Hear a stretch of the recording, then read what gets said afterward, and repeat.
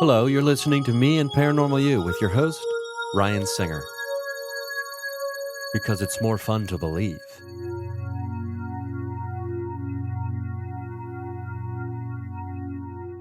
Hey, everybody. Thank you for listening to another experience of Me and Paranormal You. This is your buddy, Ryan Singer. Against all odds here today. Mercury retrograde knocks out the Wi-Fi. We're going hotspot action. So hopefully, fingers crossed, I think we will persevere today. This is going to be fun. Aeryn's joining me today. We've been chatting for a while, right? Yeah. And there's a ton of things we can get into. Specifically, I do want to get into like ancient grimoire magic. That is some Yeah. pretty that old magical handbooks from, if I'm not mistaken, the early modern period, I think is what you told me, if I'm correct on that. And then Yeah. Yeah. Mostly, the 17th, 18th centuries. yeah, and the nature of spirits as well. Um, your theories on the nature of spirits. And then who knows? Maybe we'll get into Mothman and Keel and some other stuff as well. But I don't think we're going to have time for all that. Yeah. Yeah. We'll take it as it comes with the technology as it allows. Yeah, well, thanks for doing this. I've been all over the place, so Oh, I absolutely. appreciate you being flexible on this. And it was great to meet Oh, for you sure. at a show just a couple months ago, a month and a half ago, whenever that was. Yeah. Something like that, month and a half ago, I think, in Columbus here. Yeah.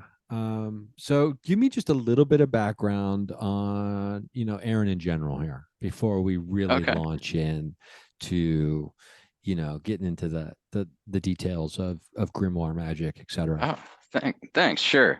Um, Kind of a weird guy. I've been, pretty obsessed with paranormal stuff since I was, about 8, maybe or so, maybe before that. I remember being really young and not being able to sleep because my parents got me some book that was all about like it was called The Secrets of the Sky. I think it's from the 70s. Was all the, ball lightning was a thing they talked about in there. And it can appear Mm. inside your house. It can show up anywhere and burn right through your clothes. And that just terrified me.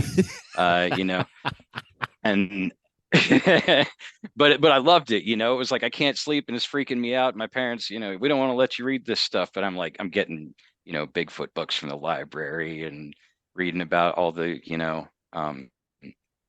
Gray Barker and all of the cheesy old paranormal stuff I would get from the library.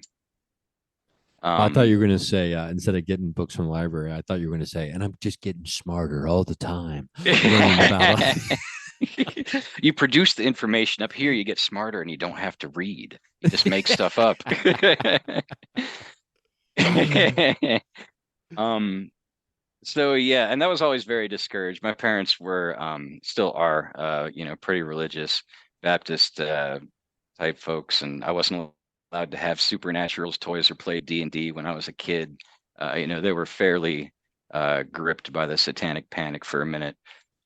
So I think that may be why all this stuff is still kind of stuck with me all these years. It's still something that gets me going.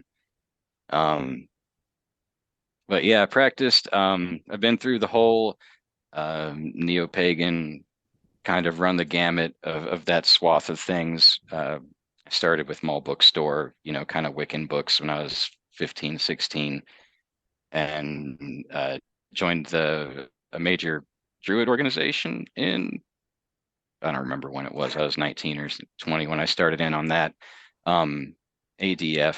And I don't really like the organization anymore, but their ritual technology is just fantastic. The ADF core order of ritual and the way they work with gods and spirits, it's pretty revolutionary, I think. Well, maybe not revolutionary, but it was revolutionary to me to find it. Well, let's talk about that. Um, Okay. let's detour real quick here because I love this phrase that you're using, ritual technology. Yeah. That's really what it is. Kind of a big portion of the work the ADF was doing was driving towards kind of a ritual format where you can uh, you clear your space, you get you're people focused, you get yourself connected to anybody else who's in the area. You open up um, your magical gateways. You have a fire, a well, and a tree. And instead of doing a magic circle, anywhere that the light shines is the center of all things. And that's where like you can talk to the spirits and the gods, and they can come get your sacrifices and everything. And it's just a standard way of opening and closing a ritual. And you can basically, you're bringing all the people together to have like this party in the middle, and then you put whatever kind of magical working you're actually doing at the center of this. And then all of a sudden you can turn any magic idea that you have into a completely formal ritual, and get whatever spirits you're trying to work with involved. Okay. Wow. And ADF, is that a what is that? I don't want to assume what that is. I know it's Oh, The D is it's probably Druid, right? well, it's actually ADF is Arnriacht Fane, which is Welsh for our own druidry. I think it's Welsh. It might be Irish. I'd have to check on that. But you can go to adf.org, and they have their core order ritual and stuff, and some really good meditations are all open to the public. You can get all that stuff off their website. A lot of good information there Well, that's rad. if somebody was looking to practice. Yeah, I mean, I think creating an open source world is it's the future for, and it has been the future for quite some time now. It has been the And future. I love that so much. it definitely has been the future. Maybe that's the name of the next podcast. It has Yeah. been the future. Thank you for listening. Um, thank you for listening to the future. Um, okay, so you're just kind of not even kind of. You're definitely drawn into this. You're drawn into a structural system that has ritual involved, that has different participants and different characters outside of clearly the Baptist Church. I do think Yeah, that yeah. there is, I mean, obviously there's something to be said for some kind of structure and ritual practice in the lives of human beings. Even if I want to move away from religion and all this other kind of stuff, like so many other people, Hmm. there is some kind of need that we have as human creatures for ritual practice in our lives to some degree. Oh, yeah. It obviously serves a purpose, and many would argue a much higher purpose. Yeah, yeah. It's definitely a good way to get, it's a new set of handles, a new set of controls you can have on your life and on your internal life, on yourself. You can get in and tweak some knobs that maybe it's hard to do through physical means.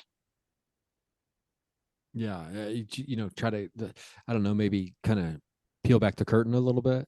Yeah, And yeah. Get in there, fiddle with the guts, shake things up, change how it works, see if you can mhm. do, make some improvement. Yeah, right. I mean, I don't know whether it's neurolinguistic programming, or whether it's advertising, or whether it's all these kinds of things. It's all about Mhm. creating a state of mind that leads to an outcome, right? Yeah, yeah, absolutely. Absolutely. You get in that state of mind, a good altered state of consciousness of some sort, meditation or focus or exhaustion. It's a really good one. Self-denial, that's another powerful one. That's one the spirits really respond to.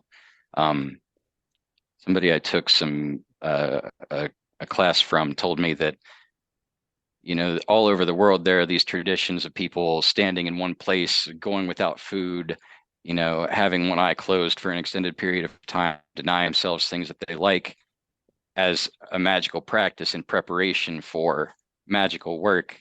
And he said that spirits are really respond to this because they are not able, uh, they can't go against their own nature. Spirits do what they do. It's not really that they want to do or they want not to do. It's they do what they're going to do. And so when you can go and you say, I denied myself this amount of pleasure for, 3 days, 4 days, like, whoa, that really impresses them because it's not something that's even in their capability. Wow, and they have awareness of that Yeah, yeah. about themselves and about us. Wow, that's interesting, because I was going to ask you to better clarify self-denial, but you already did. So that's great. Hmm, that reminds me, because I have been drawn to really have to try to do, I've done 24 hours of silence and all that previously. Um, Hmm. but I want to amp it. I've been wanting for a while now to amp it up to like a 36 or to a 48. Yeah. No reading, no writing, um, maybe some basic menial tasks, but nothing to distract the mind from being present in the moment necessarily, Yeah. at least in a major way. So, but that sounds like it kind of fits into that same mold of self denial. So it'd probably be a good thing to do before leading up to, maybe a major, a big ask, so to Yeah. speak, Yeah, or definitely. And in fact, in the Grimorium Verum, which is the grimoire that I work with, there's a purification period. Most of them will have this before you actually conjure a spirit. Like a first conjuration typically would be, you do the full ritual and you have astrological time and you do the thing. But there's a 3-day period beforehand where you're supposed to abstain from sin. You take ritual baths, you do purification prayers, um, you abstain from social contact, and you basically just sit around and study the book for 3 days. And you fast during the day, and then that third night you fast overnight too. Um, and then you do the ritual at sunrise essentially the next day, and you're basically it's like a controlled slide into delirium. Like your blood sugar's crashing, you're hungry, you're exhausted, you're lonely, you're so bored. Like it's just your brain desires all this stuff to happen, and it just like it's this you put yourself in this box where you can have this experience that's outside of the norm. oh wow, That's kind of the that's not technology, and the Grimorium Verum is actually pretty lax on this. If you're going to work from the Ars Goetia, you're talking about 7 days of fasting during the day and abstaining from things. And then if you want to go like the Holy Guardian Angel, you know that the name is eluding me right now. I've got it over there. One what of the other Michael famous. Well, there's or wait, the thing that what is, Crowley did where there's like an 18-month process where oh you okay. abstain from everything. You basically don't do anything but pray and sit in this temple and do all this stuff. And you make contact with your own personal angel, who then puts you in contact with all these other spirits. Crowley did that back in the day, For a year um, and a half. ostensibly. Yeah, yeah. He said he did his on donkey back while he was riding through the desert or whatever. I don't. I know. He I took the easy sometimes way out. sometimes I wonder if like this is like okay, like Yeah, but I I mean, mean I we are haven't done it. I didn't even do it on donkey back in my mind palace. So who am I?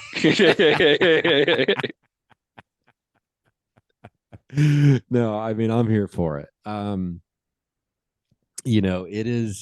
It's so funny though,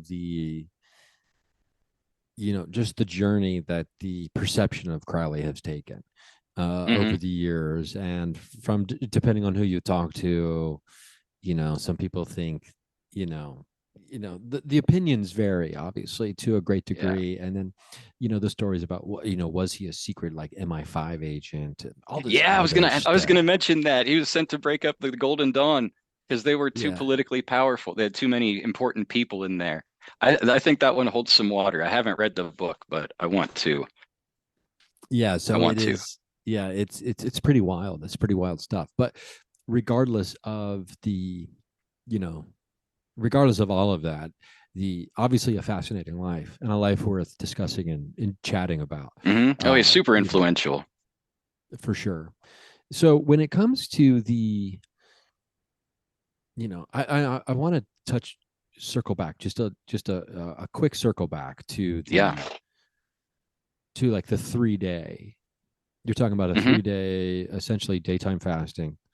Yep. Um, you're abstaining from all things enjoyable except the studying of the book, uh, and Yep. now N so No now this is drugs, no so alcohol. It's a very, very focused and acidic 3 days.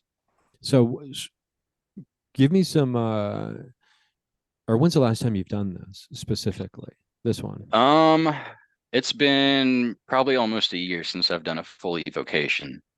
So the evocation is the initial making of friends, right? It's you call them up, you introduce yourself formally, you jump through all the hoops, and at that time you say, "Hey, will you come back when I call? Will you work, will you work with me in the future?" And then ideally they give you a shorter ritual, or they agree to come when you do a specific thing to show up, and they're not physically showing up, but when you light a candle and you give them an offering or whatever, and they'll help you out with whatever. Now, are you feeling like there's been success from the last one? Yes, yeah, I've definitely had some success. I've been working with who I suspect is like because all the spirits are in hierarchies in these books, right? There's, kings and princes and in some of them. I strongly suspect because of things that we can maybe get into at some point if we have more time. Um, the spirit that I've been working with for a long time is the sub spirit of one of the big ones in the Grimorium Verum.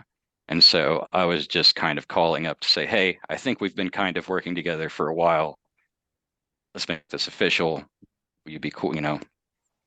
It's a very formal process, but it's basically, hey, how you doing? Do you want to work together on some stuff? This I is think we can do some interesting. cool shit. Hmm. And then Yeah. later you do cool shit.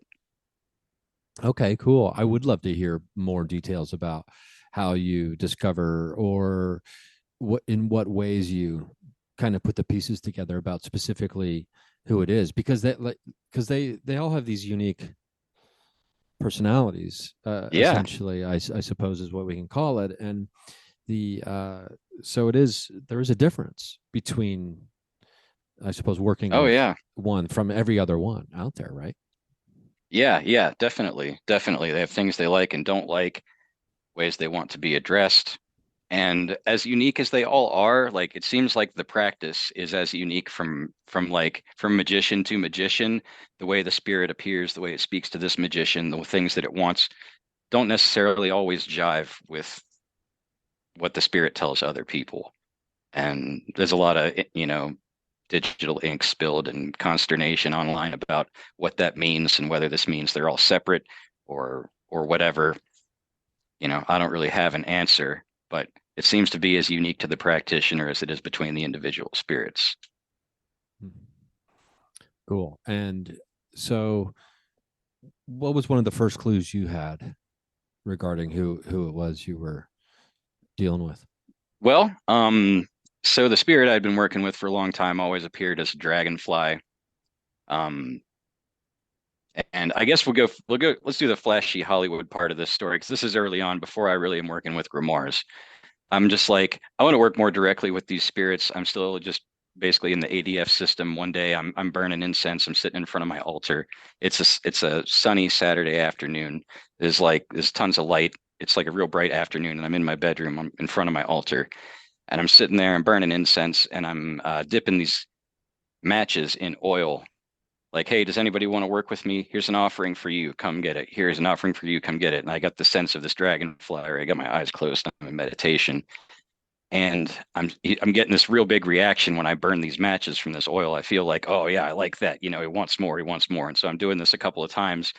I'm just like, this is real cool. Do you want to work together on some stuff? I'm just, kind of conversing with this thing mentally for a couple of minutes. And then I get this impending sense of, hey, shut this down. Somebody is coming. Get out of, say goodbye, get out of ritual because you're going to get interrupted. And so I'm like, okay. And I thank everybody and I shut down real quick, just in time for my wife to walk in the door behind me as I'm done working with this dragonfly spirit. And she says, how long have you been in here? And I'm like, I don't know, 20, 25 minutes or whatever. And she says, I was just in here 5 minutes ago looking for you and you were not here. I said, well, I didn't hear anybody. Like there was nobody, wasn't aware of any presence behind me. And she walked, she was not 3 feet from where I sat down. And the door opens directly in front of the altar and she never saw me. So I believe that either I was invisible or I was taken to another plane of existence. Wow. Um, yeah. And so there's a spirit in the Grimorium Verum whose symbol looks like a dragonfly. Those kind of associated with moths too, um, who handles like the powers he has are travel and invisibility. Wow. Yeah. That just happened to both line up. Yeah. Yep. Okay. So that's Okay. why I'm Well, like, I've been working with a subordinate of this spirit for a long time, and I just, was calling him up to make formal arrangements with. okay. Well, we're going to jump back into this because we're going to take a quick Yeah, break here for, we got to throw in some ads. Patreon.com/ Ryan Singer, $3 a month gets you all of these conversations and all the other stuff ad free. So over at patreon.com/ Ryan Singer. And also, shout out to all the patrons. Thank you so much for, the support over there. Uh, thank you, so, patrons. and we're going to be right back. We're talking grimoires. We're talking establishing contact through like ritual with spirit, and a little hey, how you doing? Let's the courting process, and when things get official, it's like almost like you're wearing matching anklets now. You got But a couple's we'll be Halloween costume on. yeah, you gotta start do a couple shit, and like you gotta get it like his and hers towels or whatever. We'll be right back.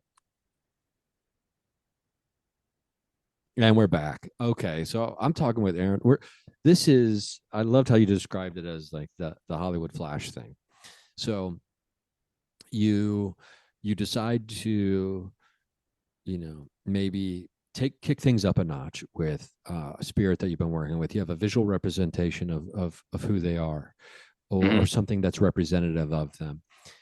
Your wife does not see you in the room where you are, Nope. and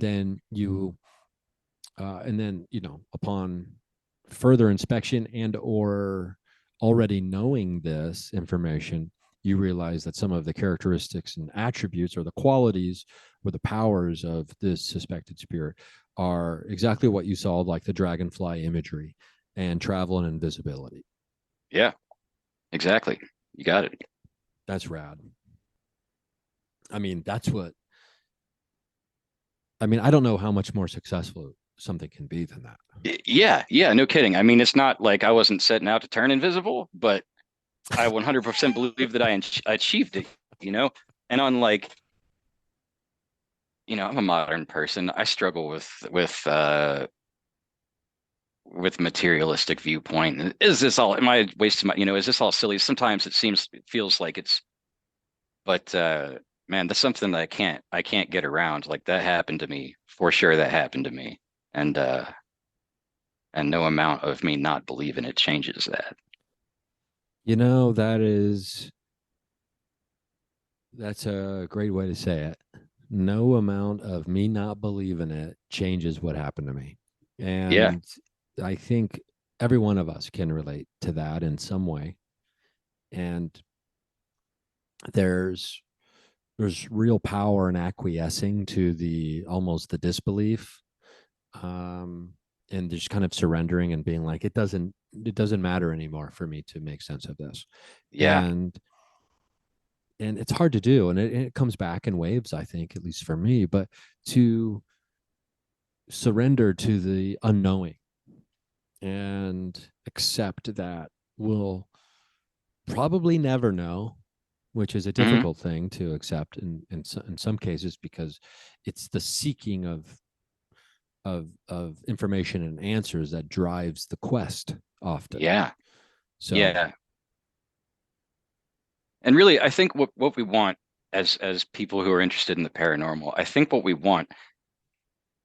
we think we want is good data and to be able to prove it. But I think what we actually want deep in our heart is the best anecdote. We want the best anecdote to happen to us. We want to have the cool story that nobody, everybody goes, "Whoa, that's neat, man."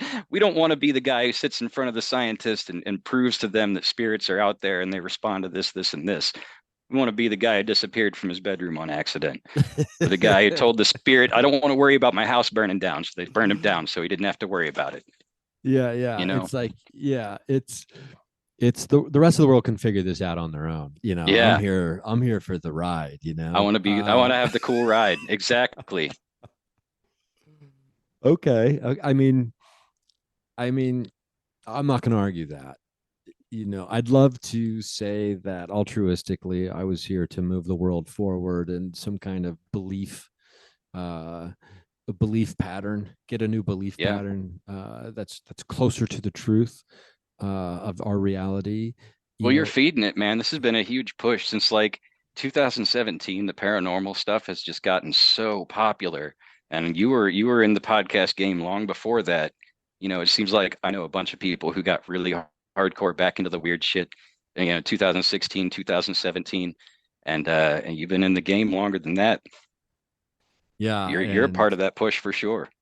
well, yeah, I mean, I think any of us that are interested and are willing to entertain the ideas and are willing to have those conversations, even if it's privately, right? Yeah. Amongst friends, and it's contributing to the, you know, it's contributing to the size of the wave, just Yes. Oh yeah. simply by being present in it and willing to acknowledge it. Um, and I think that's a good thing. And I know there's probably some people out there who are, oh, wish I want to have the number one paranormal. Everyone should be listening to my paranormal podcast. And it's just, well, okay, well, I mean, sure, I guess. I mean, if that's what you want, but I don't know. For me, it's been an interesting ride for sure, of nearly a decade of having my mind opened up to so many different things that I never would have suspected I would be getting into. And and to some degree magic and magical practice is part of that for me. um for sure. Yeah. I mean, a decade ago I wasn't doing any kind of magical practice. Wow. I mean, I was interested in the occult and things like that, for Hmm. sure, but it was one of those things that always seemed so, oh, I wouldn't even know how to start, right? Oh Like, yeah. intimidating, daunting, etc.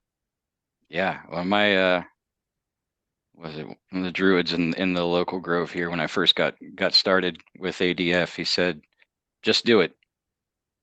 Just jump in and do it. You can't really do it wrong, but you can always improve. I like that statement. And but it's also a thing where I think some of us may have already been doing a version of it kind of to Oh ourselves, yeah. or Yeah. already, without understanding, without ever thinking that it would have fallen under these parameters or contexts, because thinking that they're very specific things, and if you're not saying all the words right in the ritualistic language and blah blah blah blah blah, then it's like it's not real Hmm. magic. It's like these Yeah. hard and fastened rules about, which we have in every category in human life. Like, if you're not doing it this way, you're not doing comedy right. Oh, if you're Hmm. not doing this, you're not doing music correctly. Oh yeah. It's the same with all of it, right? Yeah. Do it earnestly and confidently, but still rather humbly, there's a tendency, I think, of people who start, especially with grimoires and ceremonial magic, to want to dress up like the master of the whole universe and pretend that they can boss everybody around. And that's literally what some of them tell you to do that. They tell you to make a fake paper crown and pretend that you're Solomon, and command the demons like that. Um, and it just, I don't know, maybe it's because I'm coming from a pagan background, but it seems to be more true of the community at large than not that people want to do things in a nicer way. You want to make friends, not subordinates. Yeah, and yeah, too many people I think want to make subordinates. And Yeah. I say too many people, but I think you're right. The majority, most people, they just want to make friends. And um and then I think if we remove some of the pompous air around certain things, Yeah. it's less likely that people think this is what they're supposed to do, as far as like the creating of subordinate kind of thing, right? Or the hierarchy of the way things happen. And Yeah. Yeah. I but actually touch on that in my comic a fair bit. In issue 6, my main character is learning magic. It comes down to it, and he's reading these, authoritative, "I am he who lights the beacon," and saying, commanding all these things, and it doesn't work for him until he stops and just like, "Look, I'm trying to get something done here. Will you help me out?" Or, it's just like his more natural, friendly attitude is what gets him through uh the ritual to where he can learn magic, Yeah, well, let's talk about ignoring that. what the book says. All right. Let's talk about the creation of this thing. Walk me through it. Uh, so Kick-Ass Magic Robot is the name of the comic. Um, I love this. I love this. and the name popped into my head kind of at the same time, along with a list of things that I wanted to and didn't want to do. So I wanted to have um, the feature a polyamorous relationship that wasn't like a warning about how people get hurt in polyamorous relationships. Um, I didn't want my main character to be climbing up the ranks of an organization like in Naruto or any other number of anime uh, series that I may kind of be influenced by anyway. And then I didn't, I wanted to feature magic that was more realistic in nature, so I based it literally on the Grimorium Verum, the same book I'm working from. Jake Stratton Kent's books are amazing. Read Jake Stratton Kent and read Kick-Ass Magic Robot.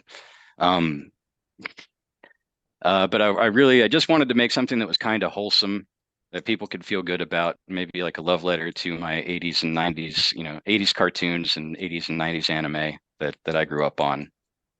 And I've been trying to trade spots in the comic in return for magical work from these spirits because I hear they like advertising. If I could put an actual spirit in there as somebody they're working with or a monster they're fighting or whatever, I would love to do that, but I haven't had any takers yet.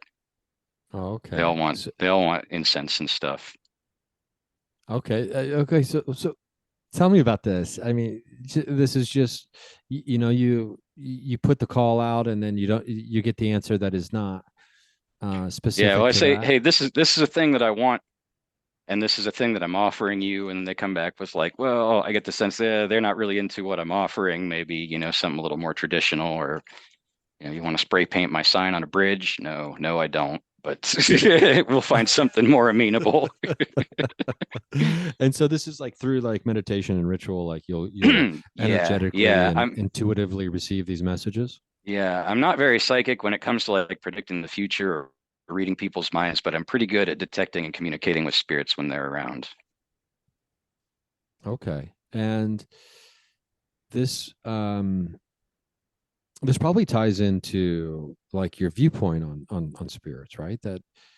Yeah. That we were messaging about. So I mean, there's all kinds of views, right? And and does who knows for sure? And I don't think anybody knows, but I think everybody knows simultaneously, as contradicting as that sounds, because of the Yeah. the possible varied nature of spirits themselves. Yeah. Um, Meaning that they could be all of these things at once potentially, Yeah. or none Yeah, of them. absolutely. Yeah. I kind of I like John Keel's mindset where he kind of thinks that they're all the same thing. Bigfoot, and aliens and spirits and cryptids, all of might all be part of the same kind of, control system that's been here for whatever reason. I don't know why, and I'm not sure about any of this, but I kind of think that they're electromagnetic creatures for a couple of reasons. One, we have a huge electromagnetic field around the Earth, and I find it hard to believe that life wouldn't evolve to take advantage of that. Like there wouldn't be natural creatures living in the electromagnetic field, if that makes sense, like living Hmm. on it and using it as an energy source. Um, and it also seems like, from what I learned at a parapsychology conference I went to, that apparitions of all sorts increase being reported on days when the Earth's geomagnetic field spikes. 'Cause the electromagnetic field around the Earth, like, it waxes and wanes and it cycles. But when it's higher, people have more interactions with dead spirits, live spirits, um, like deathbed apparitions of people who like are in the process of dying. Like all that stuff across the board goes up.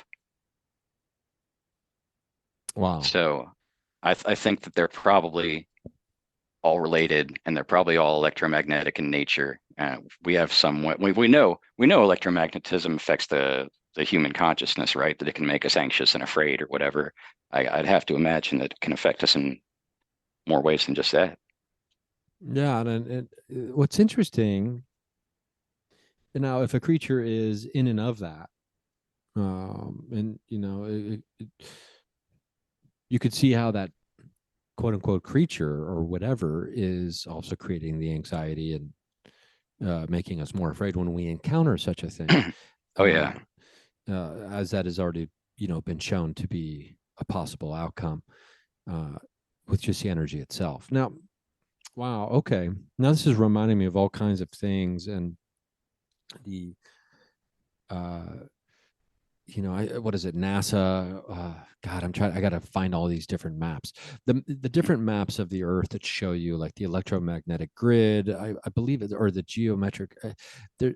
Oh God, and like the magnet. Oh God, I'm trying to remember exactly what this map is called. um but it was like, oh, okay, I have to look at this map, I have to study this map, I also have to study ley line maps, and you know all these other things when it comes to like, okay, where am I going to eventually, if I ever do buy a house, I have to, Yeah. Oh yeah, you want to this get in a all good has to spot. go this all has to go Yeah. into it, right? Nice thing about being a druid, I just got to find a little bit of running water, a Okay, local so water source, local water spirit. That's all you really need for proper druidry. okay, so for those who have never looked into druids before, can you encapsulate a druid for me? I'm sorry, it cut out for a Or like, second. Can I what? oh, can you kind of just give me the overview of what it Okay. means? So druids would have been specifically the Irish priesthood in pre-Roman times, Bronze Age, and they would have been administering to the people, interacting with their gods, um, making sure that there's a good harvest, advising the king. They would be the educated class in general. You had to have 20 years of education to be a druid, which would include like normal, regular schooling in addition, all their everything they had to know, not just magic.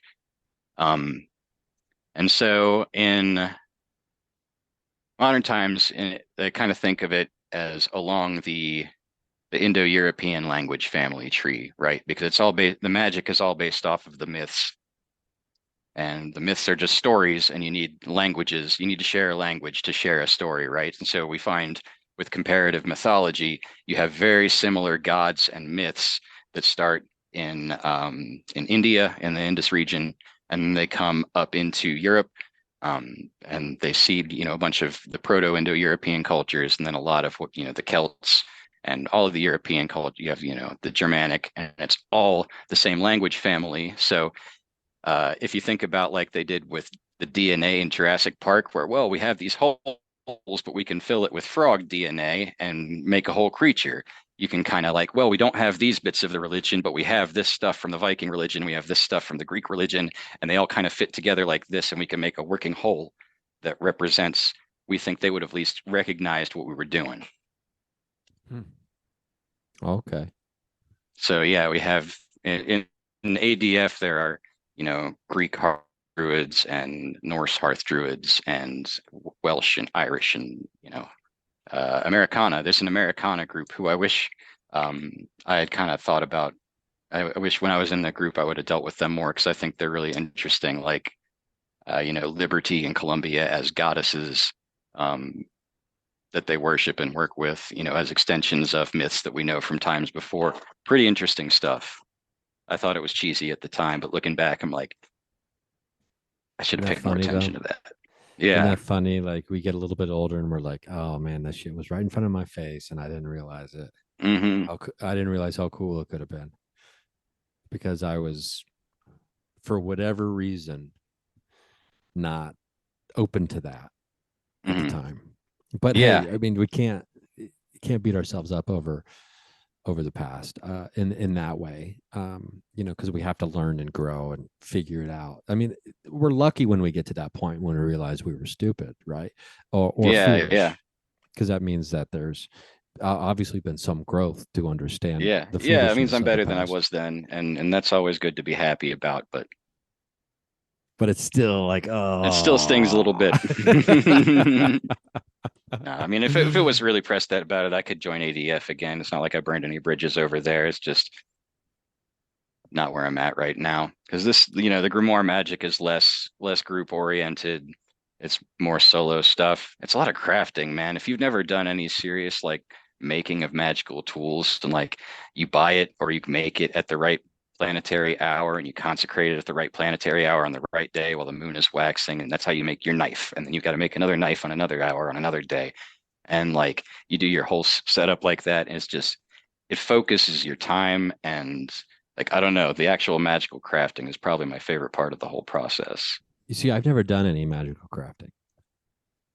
So what you're saying is that there are very specific guidelines Yeah, for magical tools to be yeah, built and created. yeah. So you want one knife that is made associated with Tuesday for Mars. So that is the sacrificial knife. If you're gonna you use that when you're doing the ritual paper, or if you're gonna, uh, if you were gonna make the parchment, because it's an old manual, and there's a ritual in there for slaying the goat and skinning the goat to make the parchment.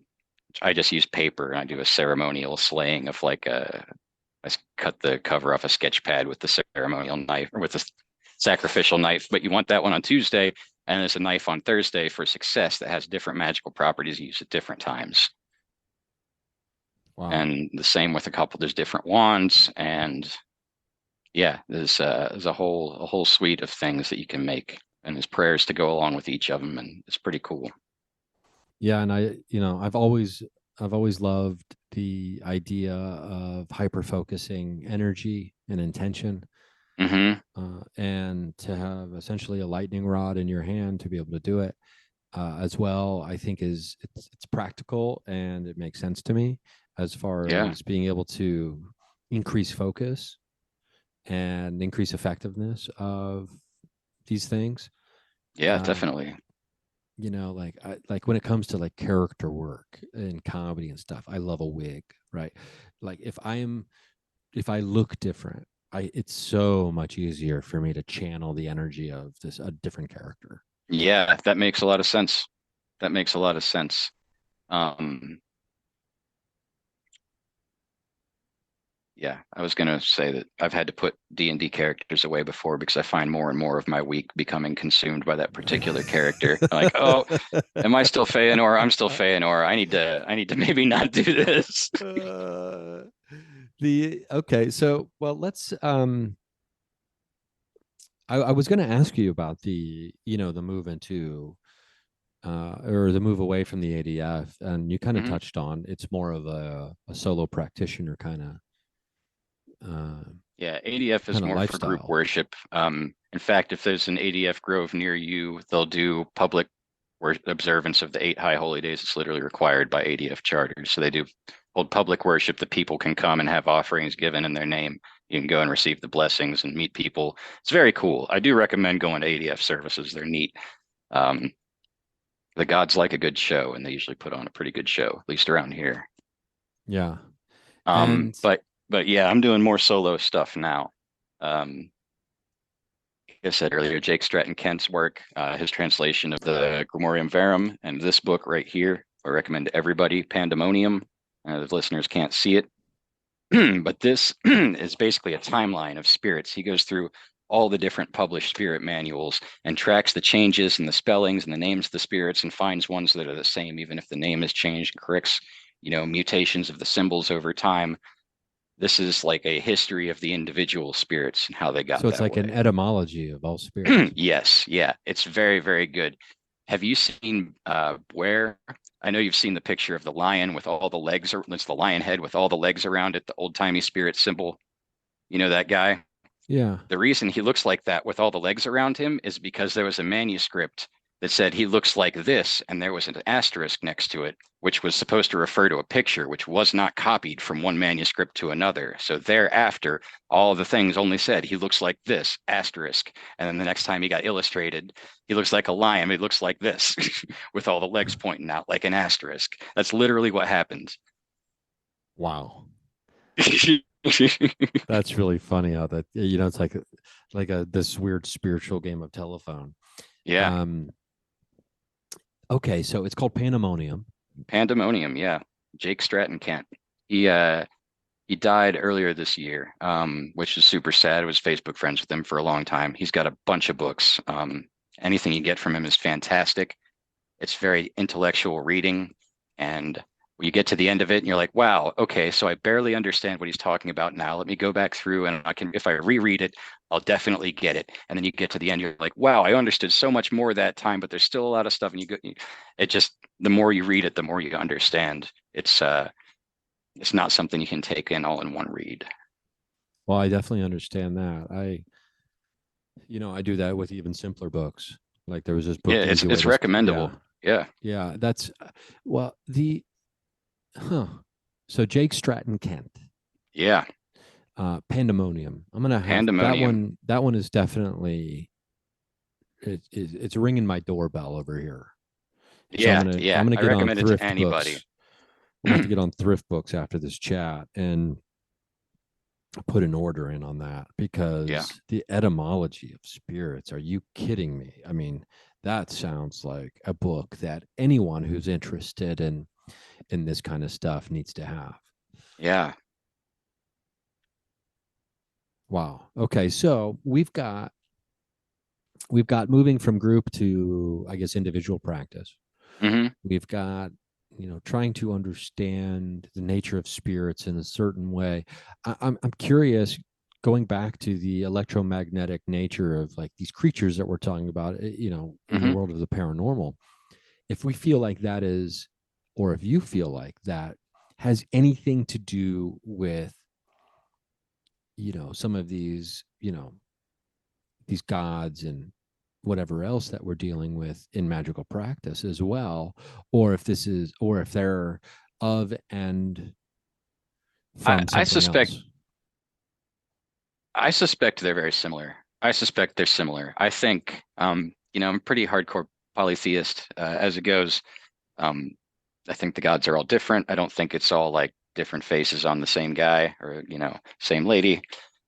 But I suspect that they're very similar. If you look back at the mythology, it's never just, okay, we have this crew of gods, and then down below them we have this crew of people. No, the gods intermingle and they have children with all kinds of things. There's all these semi-divine beings, and then sometimes dead humans, end up in spirit lists as, hero deities in the ancient times. But there's all kinds of tradition of humans becoming spirits that can be worked with, and of spirits becoming the same spirit showing up in but lists of demons and angels from the same period of time. Samuel shows up in lists of both. How does that happen? That's pretty weird. I kind of suspect that it's just, I think they're big pools of energy. Like if you dip a cup in a river, you have a little bit of the river and you can take it with you, but you don't have the whole river. That river is still there doing its river thing. Maybe it splits off into different, kinds of spirits. It doesn't hold maybe all the way down, but I do think the vessel full of liquid versus the whole lake or the whole river, I think that really holds up, at least in my experience. Yeah, and I think for me anyway, there's a question of intention here, and not just intention of communicating with these deities or you know spirits or whatever. It's what is the intention on the other side, Yeah. and if in fact there is any. Yeah, I wish I understood more of it. In one of Jake Stratton-Kent's other books, he talks about how there's an eschatology, how in working with magicians, the spirits redeem themselves and bring themselves up, they're purifying, the spirits are purifying themselves by working with us, just as we're purifying ourselves by working with them. That it behooves both of us, and we're both working to elevate each other. Oh, wow. And in the end, well, I suppose there doesn't necessarily have to be, but this end goal, or to what purpose? Yeah, it kind of like it almost leads me into the 5G kind of super new age theory, where if we're bringing each other up, if we're going to create pure bodies of light, and to live on another plane when we can't live on this one anymore, or a new stage of life, it kind of as crunchy as I like all my occultism to be, it does seem to kind of lend that way to like the fluffiest thing in existence. The crunch versus the fluff. Yeah, yeah, you Next can week hear I'm a on Crunch tabletop versus gamer. Fluff. Yeah, my gamer is definitely showing in that one. Yeah, yeah. Oh man, I'm not going to sit over your neck like I have a total grasp on all the nuance of these descriptors, but I'm definitely a fluff guy. Uh, Yeah, yeah. And there's nothing wrong with fluff. I've done plenty of fluff in my life. But yeah, sometimes I like put your feet here, hold this thing at a 90-degree angle and say these exact words. yeah, for sure. And I stumbled upon the phrase "woo woo wild one" over the last few days, where I was Nice. describing someone I know. I was like, oh, they're just kind of a woo woo wild one, and I was like, oh, this is, I like that, but there's, at the end of the day, all of this stuff, I think, right, is um, it's it has an aim, or it has a purpose in the way you're living your life, and also specifically, what you're trying to do, or where you're trying to go, or what you're trying to be. If you had to synthesize all of those into a single thread that, like, the listeners could pull on, what would you, at the heart of the matter for all of this for you, what's at the sole purpose of all of this? Um, it's the experience. It's the experience. I want the experience of interacting in a way that I can't discount with something that's not physical. I honestly, I don't really do magic for specific things a lot of the time. I mean, I'm asking for stuff because you're not supposed to call them up and not ask for stuff. Um, some of them will get mad at you when you do that. But really, I just want the experience. I'm calling to say hi. What's up, man? How you doing? You want to feed some thoughts into my brain? That's pretty weird. All right. That's pretty weird, but I'm cool with it. I'm down with it. um Yeah. yeah, I like that. I'm a big proponent lately, in the last couple of years, that synchronicity is nothing more than a reminder of, pay a fucking attention to the moment you're in right now. Enjoy Yeah. your life right now, please. hmm It's a Just rhythm. Everything be. is a rhythm. Yeah, Just be on the rhythm. yeah. And so the experience is, that's just like another way of saying it, I think. And Yeah. Yeah, definitely. uh I mean, and all this stuff is really cool and fun to think about. And I love the minutia. I really do. And I love details. Yeah. That's why I'm a huge baseball nerd, because hmm baseball has the I most get you. statistics of all of the sports that you could Oh you could yeah. dig into for years and years. Oh And yeah, yeah. When he I wears love Red that. Sox on a Tuesday, he's always on Hmm. base. Like they Yeah. track everything. I don't know. I don't know Everything how is they track tracked. so much stuff. I don't either, but it's beautiful and it's wonderful, and I'm Yeah. grateful for that. No, I Um, get into the minutia of Warhammer and playing Magic. Um, I lose myself in those details a lot. I have Painting not little gotten dudes. into Magic yet. I have a friend who, goes to the gatherings, goes and Oh does yeah. the weekly games and stuff. And I'm like, first of all, I'm hmm already buying baseball cards. I can't be buying these cards too, because there's they seem pricey as Yeah. well, because they're at the card shop where I go It can in be. my Well, old hometown. we play budget decks. My friends and I will do $50 budget decks where your deck has to be less than $50 and everybody has their list posted publicly. And when cards go up in values, we rotate them out sometimes. So it doesn't have to be expensive if everybody agrees, but you can spend $3,000-4,000 putting a deck together easily. It's wild. Easily. I Yeah. mean, I get it. I get it. I get it. And part of me is like, I want to do that, but I'm like, okay, let's relax for a minute.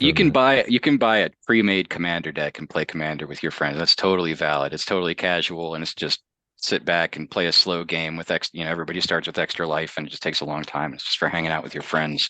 Commander's the way to play anyway. Okay. You can Okay. do that for Okay. $50. Okay. Well, good to know. Good to know. Yeah. Um, well, let's put a bow on this. This has been great. Yeah. I mean, time Fantastic. flies. This worked. Fingers crossed. This worked. Uh, it seems to what do we call it? You've been listening to the future, or what was it? This has been the Yeah. future. Oh, this has been the future. This has been the future. So, if there was one, if there was one book, I mean, we've talked about a handful of books here. If Hmm. there was one book that that someone was going to grab or get a hold of that you think would really get its claws into them and in a good way and keep them engaged, The keep them holographic universe. oh my god, Michael Talbot, RIP. Yeah. Wow, I Yeah. can't believe I remember that guy's name. I mean, Yeah. I read that book when I was 30, 29, 30 Yeah. I years think old. I was about that old when I discovered it. Man, it changed So my life. God, 17 years ago I read that book, probably now. Jesus Lord. Odin Almighty. Like that book, I believe my buddy comedian Tom Simmons is the one who turned me onto that book, but that book was bonkers. Now I will Hmm. recommend that book highly to everyone. Everyone. I will also recommend that they investigate on their own, in addition to that book, some of the case studies of the individuals involved, because some of them you don't really need to be hanging your hat on, so to speak, Yeah. considering some of the things that have turned out to be true about some Yes. of them. Yeah. It's definitely a little dated. Take it with any paranormal book. You got to investigate. Yeah, But and like I'm trying to remember that one guy's name, Baba something. oh, What was it, Baba? Who could Sai make Baba.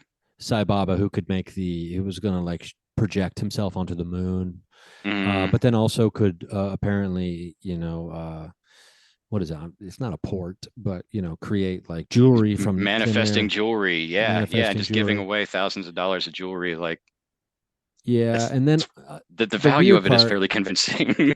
yeah, and then but then what was disappointing about Sai Baba was then also come into his tent and oil his Yeah. genitals for more That's information, big. which Anybody who gets any amount of religious power like that, you don't want unchecked power in pretty much anybody. yeah, no, you don't. And because I actually on in my album I put out in 2018, I was talking, I actually used the I conflated like what he did onto like this character, this generic person in one of my bits about like Oh, okay. someone who's in a powerful position, like oil my genitals and I'll tell you about the cosmos. But Oh this is from yeah. Sai Baba. Yeah. That's actually was influenced directly from the Sai Baba story. But Wow. anyway, this has been great. Okay, Thanks. so the holographic universe, I do still think that book was fucking killer. Yeah, it's Um, great. It's great. okay, And well, rad. please read my webcomic, kickassmagicrobot.com. That's what I was going to ask I spend a next. lot of time making it. Nobody reads it. It would be cool. Wait, Kick Ass Magic Robot, Yep. right? .com. Yeah. .com. So Yeah. kickassmagicrobot.com. And just for, for the people listening, that is C or CK on magic. Just to see. Just to Just to see. see. Okay, just to make sure. So type Yeah. that in, drop the K, kickassmagicrobot.com. Anything else you want to plug? Any No. socials? No, that's it. Just kickassmagicrobot.com. You can find Kickass Magic Robot on Facebook and Twitter, but I don't really promote. I'm bad at self-promotion. I just Yeah. focus on doing the comic. There's a lot of it. There's like 7 chapters to read right now. It's like 150 pages of free comic.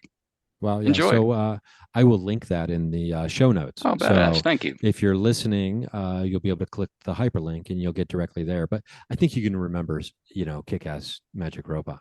It's a punchy Uh, name. it is a punchy name. Aeryn, this was great. Thanks, buddy. I Awesome. Thanks appreciate so you much, taking the Ryan. time. This No, was a thanks for fun having me on. conversation. And we got to talk more because Yeah, I want this to is talk great. more about this is an idea I'm having, and I'll have to try to remember this, but like the historical context when it comes to certain characters or deities or gods and etc., and the folklore and the comparative Hmm. mythology, which, as a huge fan of Joseph Campbell, someone mentions the phrase comparative mythology, and I kind of like, I want to geek out on that for an hour. Oh, yeah. So Yeah. we'll have to come back and circle back to that at some I point would in the love to do future. that. And maybe we'll do that in person because I might be Okay. around in your area, so to Oh, speak, sweet. for a while. So we'll talk off mic about that later. But Cool. in the meantime, thanks again. Thank you to everyone for listening. I know you enjoyed this conversation as much as I did. Patreon.com/Ryan Singer without ads. RyanSingerComedy.com. It's got my tour dates and all that kind of stuff. And I've got exciting announcements coming up soon that I'll share with everybody. But in the meantime, I hope to see you at a live show. And if not, I'll see you at the watering hole on the astral plane.